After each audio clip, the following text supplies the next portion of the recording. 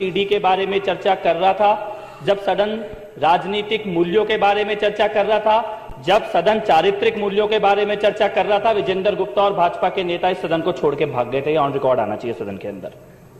और हमें यह डर था। मनोज जी ने कहा था कि तुम यहां नहीं रुकोगे, हमें मालूम है तुम अपने प्रस्ताव पे। और प्रस्ताव भी कैसा? इनके प्रस्ताव में आपने खुद कहा कि कोई रूल मेंशन नहीं था, उसके बाद भी आपने उसको अकोमोडेट किया है।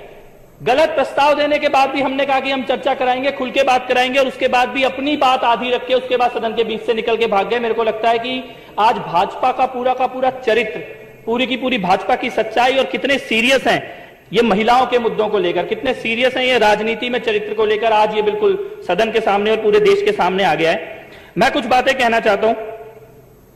पहली बात तो मैं ये कहना चाहता हूं कि जरूर गुप्ता जी चाहते थे कि आशुतोष जी के बारे में चर्चा हो, शरद चौहान जी के ऊपर जो केस लगा उसके बारे में चर्चा हो, पंजाब में कोई बयान दे रहा है उसके बारे में चर्चा हो, देवेंद्र सहरावत ने क्या कहा उसके बारे में चर्चा हो। लेकिन मैं कहता हूं मैं नहीं करूंगा इन सब चीजों के बारे में चर्चा।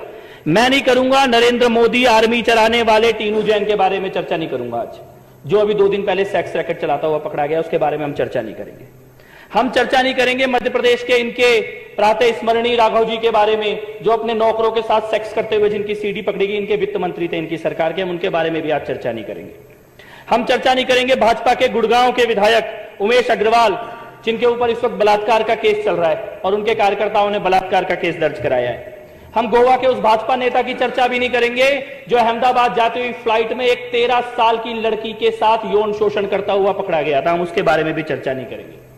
हम साहिबाबाद के भाजपा के उस मंडल अध्यक्ष की चर्चा भी नहीं करेंगे जो अपनी बेटी को भाजपा के सीनियर नेताओं के पास टिकट के लिए परोसता था और जिसके दामाद ने भाजपा के नेता की गोली मार के हत्या कर दी और थाने में जाके आत्मसमर्पण कर दिया कि भाजपा में टिकट के लिए उसकी खुद की बीबी को उस नेता की बेटी को भेजा जाता था। हम उड़ीसा के इनके उस मंत्री मनमोहन सामाल के बारे में भी चर्चा नहीं करेंगे जो सेक्स स्कैंडल में पकड़े गए हैं, और निहाल चंद के बारे में भी नहीं चर्चा करेंगे। हम केवल चर्चा करेंगे उस बात की जिसका एफिडेविट हिंदुस्तान के सुप्रीम कोर्ट के अंदर प्रस्तुत किया गया। एक सीनियर आईएएस